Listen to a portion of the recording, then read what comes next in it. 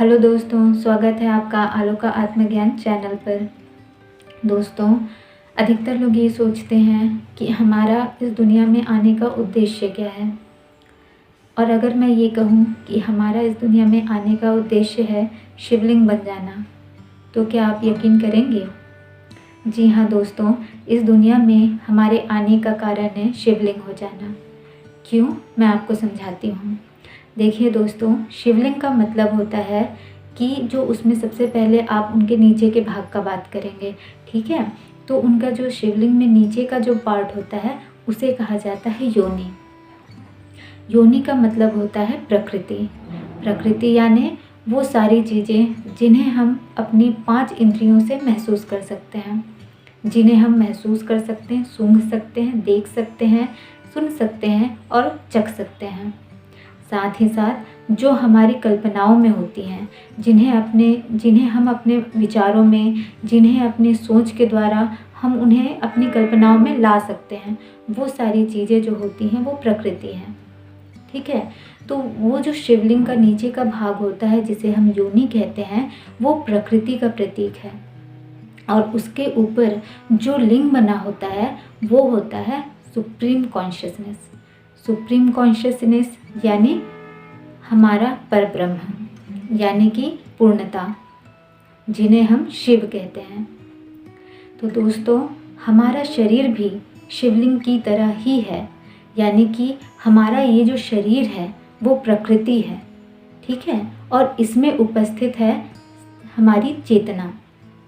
पर अंतर सिर्फ इतना है कि हमारे अंदर जो चेतना उपस्थित है वो चेतना अतृप्त है। हमारे अंदर जो कॉन्शियसनेस है वो अभी इनकम्प्लीट है, जबकि शिवलिंग में उपस्थित जो शिव तत्व है, जो ब्रह्म है, वो पूर्ण है।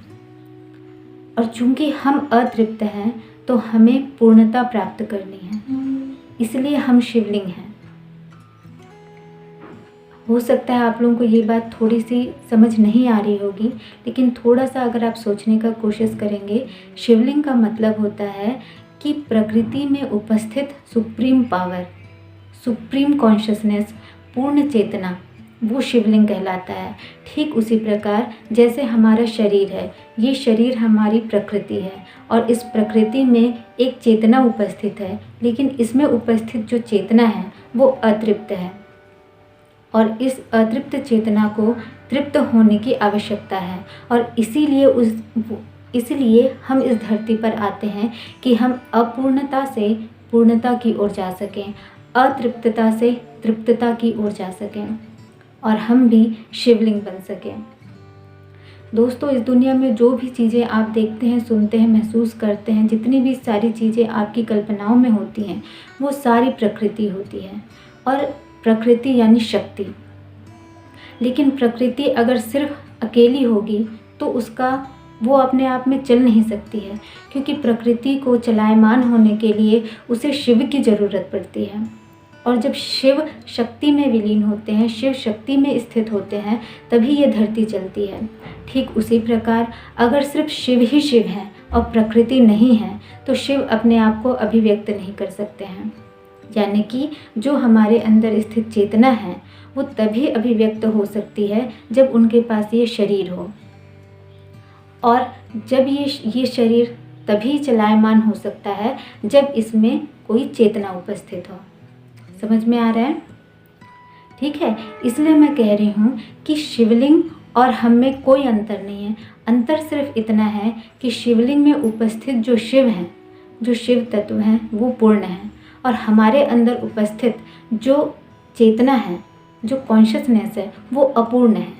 तो हमारा इस धरती पर जन्म लेने का उद्देश्य यह है कि हमारी जो अतृप्त चेतना है उसे तृप्त चेतना में विलीन होना है, यानी कि हम जो अपूर्ण हैं उनको शिव में विलीन होना है, हम जो आत्मा हैं उनको परमात्मा में विलीन होना है।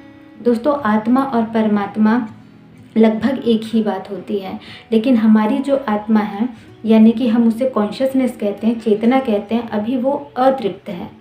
जैसे जैसे ये तृप्तता की ओर जाती जाएगी वैसे वैसे ही ये पूर्णता को प्राप्त करेगी और एक दिन हम भी कह सकते हैं कि हम ही शिव हैं, अहम ब्रह्मास्मि, शिवो अहम।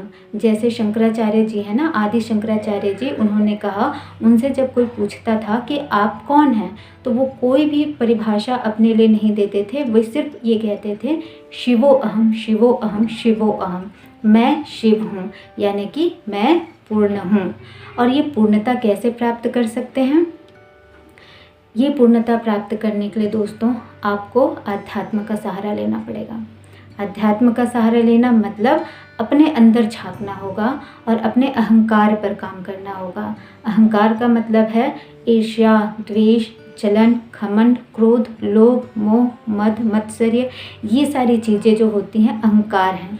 और जब हम इन पे काम करते हैं और इन्हें अपने से दूर करने का प्रयास करते हैं, तभी हम शिवत्व की ओर आगे बढ़ते हैं, यानी कि अपूर्णता से पूर्णता की ओर आगे बढ़ते हैं। जैसे महान संत हुए हैं दोस्तों हमारे देश में, और हमारी तरह ही वे भी पैदा हुए हैं, लेकिन उन्होंने अपने अहंकार पर काम किया है और वो अपूर्णता से पूर्णता की ओर चले गए हैं। इसलिए बहुत से संत और महान व्यक्तित्व हैं हमारे देश में जो हमारे लिए आज भी पूज्यनीय हैं। जैसे कबीरदास जी हैं, भगवान गौतम बुद्ध जी हैं, गुरु नानक साहब जी हैं, और बहुत सारे संत महात्मा हुए हैं जिन्होंने अपनी अपूर्णता पर काम किया है, जिन्होंने अपने अहंकार पर काम किया है और अपने आप को पूर्णता की ओर ले गए हैं, और आज हम उनके सामने नतमस्तक होते हैं। और रही बात हमारी, तो दोस्तों हम भी उस ऊंचाई तक पहुंच सकते हैं।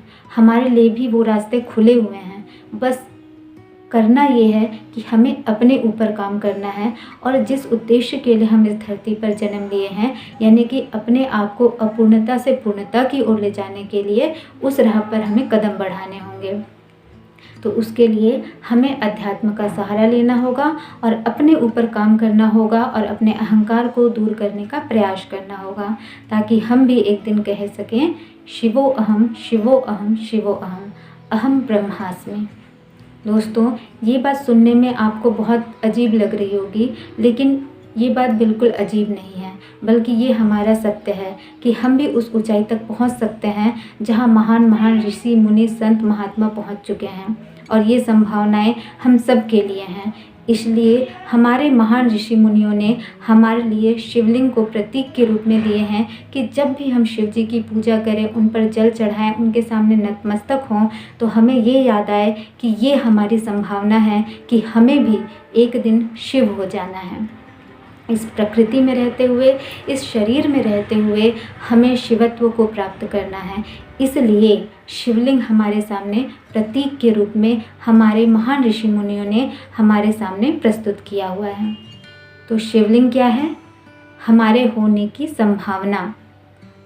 ठीक है, हो सकता है आप लोग को अगर समझ में आया होगा तो बहुत अच्छी बात है, और अगर नहीं समझ में आया है तो प्लीज़ माफ़ कर दीजिएगा। लेकिन अगर कुछ आप लोगों को मुझसे पूछना है तो प्लीज़ आप कमेंट बॉक्स में लिख करके ज़रूर पूछिएगा।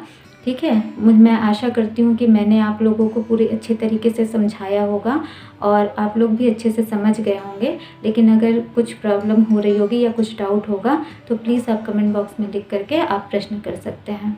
धन्यवाद।